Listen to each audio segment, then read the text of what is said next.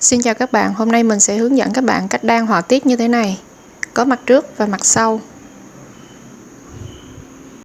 Trước tiên các bạn phải bắt số mũi làm sao chia hết cho 10 và mình sẽ bắt thêm 2 mũi để làm viền cho hai bên. Ở đây mình làm hướng dẫn cho các bạn nên mình chỉ bắt 20 mũi và sẽ bắt thêm 2 mũi ở hai bên nữa là tổng cộng 22 mũi nha các bạn. Các bạn nhìn lên trên bản thử mình có đánh dấu 2 mũi ở hai bên để tạo viền. Còn ở giữa cứ 10 mũi là một hoa văn.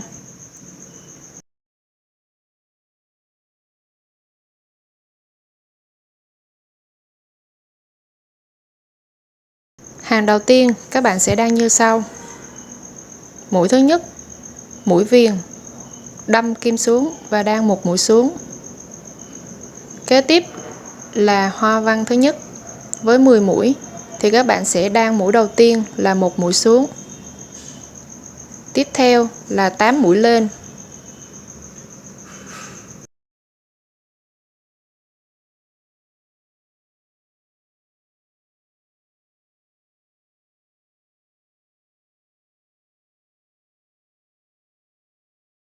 Vậy là mình đã đan được 9 mũi của hoa văn đầu tiên.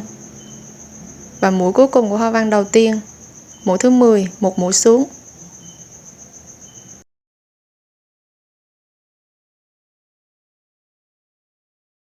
Tiếp theo với 10 mũi của hoa văn thứ hai, các bạn đan tương tự. Mũi đầu tiên một mũi xuống. Tiếp tục 8 mũi lên.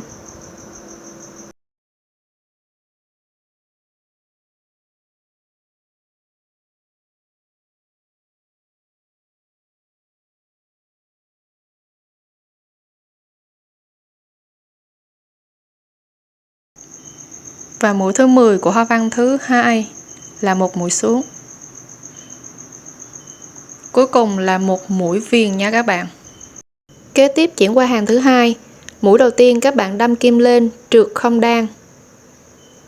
Và các mũi tiếp theo là các bạn đan mũi lên cho mình đến cuối hàng.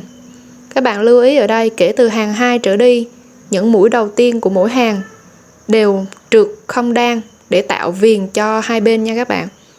Nếu gặp mũi lên, chúng ta đâm kim lên, trượt một mũi ra và không đan. Còn nếu gặp mũi xuống, cũng sẽ đâm kim xuống và trượt ra không đan. Sau khi đan xong hàng thứ hai, chúng ta chuyển qua hàng 3. Mũi viền đầu tiên đâm kim xuống, trượt không đan.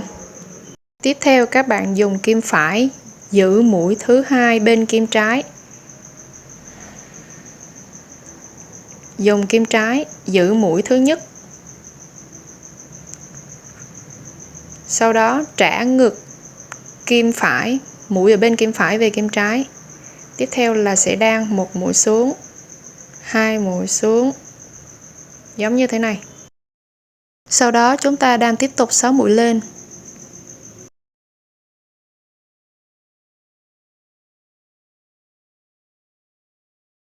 Là mình đã đan được 8 mũi của hoa văn đầu tiên. 2 mũi kế tiếp các bạn đan như sau.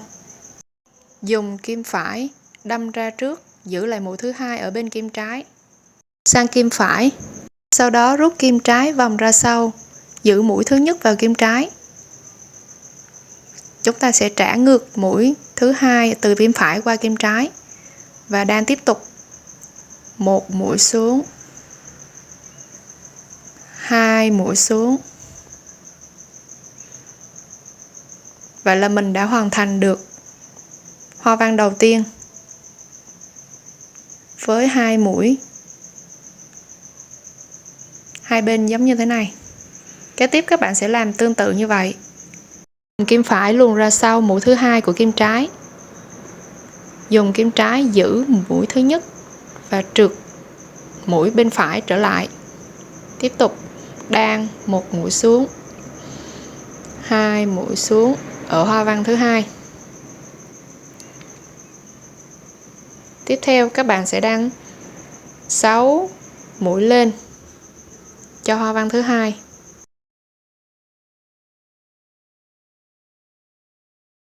Vậy là mình đã đan được 8 mũi của hoa văn thứ hai. Còn 2 mũi còn lại các bạn đan tương tự như bên hoa văn thứ nhất.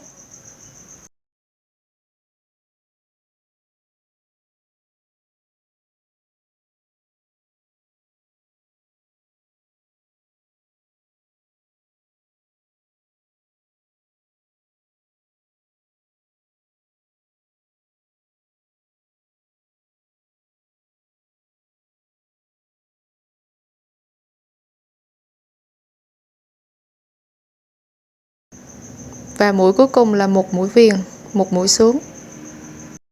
Sau đó chuyển qua hàng 4, các bạn đan tương tự như hàng 2. Mũi đầu tiên chúng ta đâm kim lên, trượt một mũi không đan. Kế tiếp là đan mũi lên cho đến hết hàng.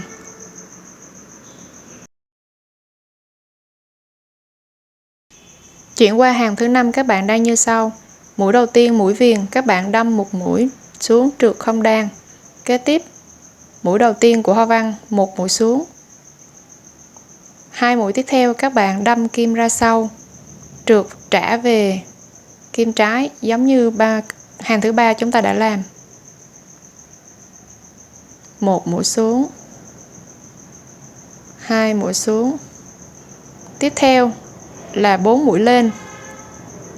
Như vậy càng ngày càng về sau nó sẽ giảm lần số mũi lên nha các bạn.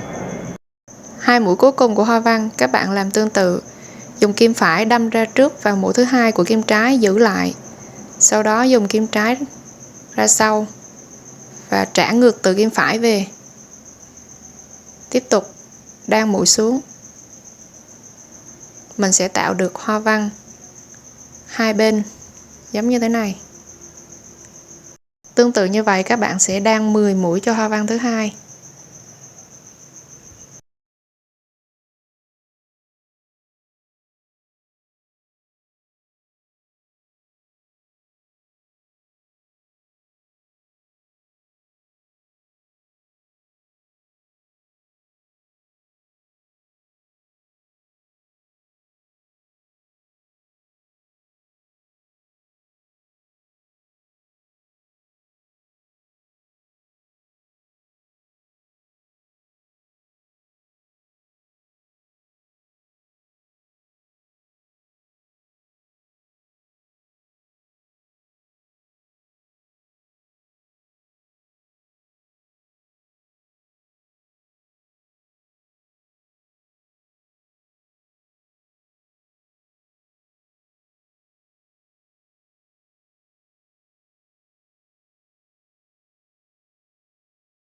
Qua hàng thứ 6, các bạn lại đâm kim mũi đầu tiên, trượt một mũi không đan. Kế tiếp là toàn bộ mũi lên.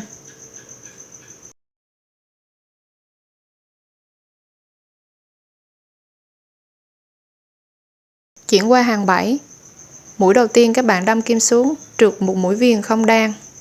Tiếp tục một mũi xuống của hoa văn thứ nhất, 2 mũi xuống.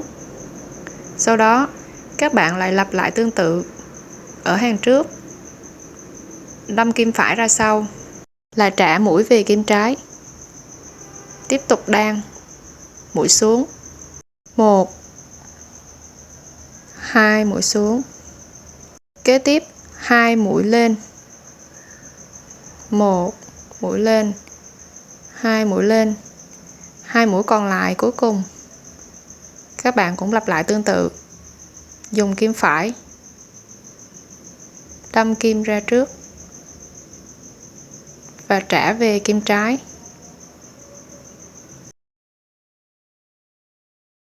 Tiếp tục đan 1 mũi xuống, 2 mũi xuống.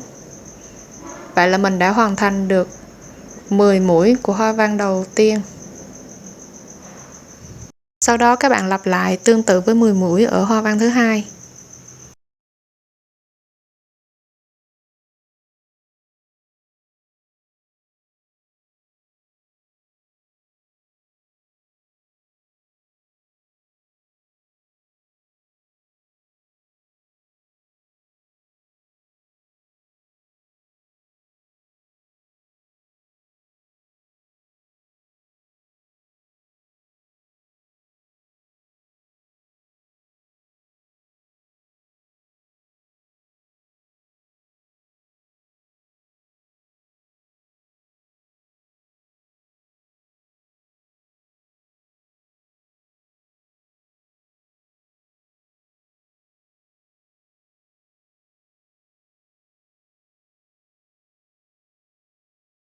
Tiếp theo chuyển qua hàng 8, chúng ta lặp lại tương tự như hàng 6, hàng 4 và hàng 2 nha các bạn.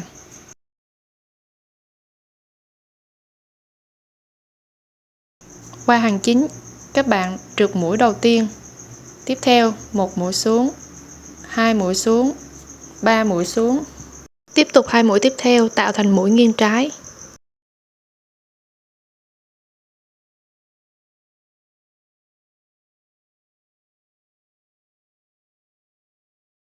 Hai mũi kế tiếp tạo thành mũi nghiêng phải.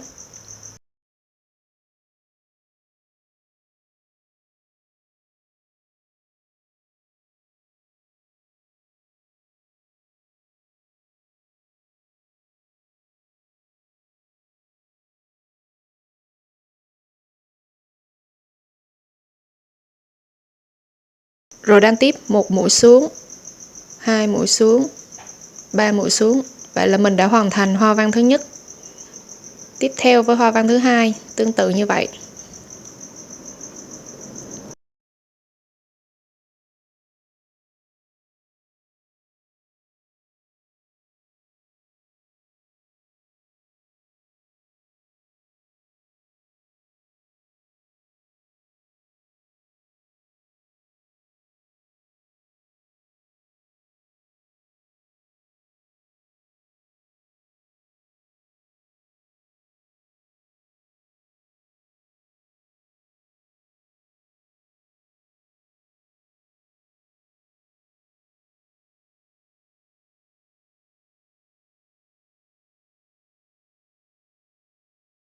Và mũi cuối cùng, một mũi xuống, mũi viền.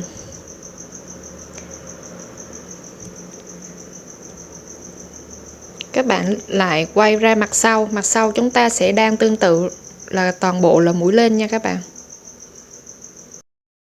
Sau khi mình đan được 10 hàng, mình sẽ tạo ra được hoa văn như thế này. Và hàng 11 trở đi các bạn sẽ lặp lại tương tự từ hàng 1 để tạo ra các hoa văn tiếp theo.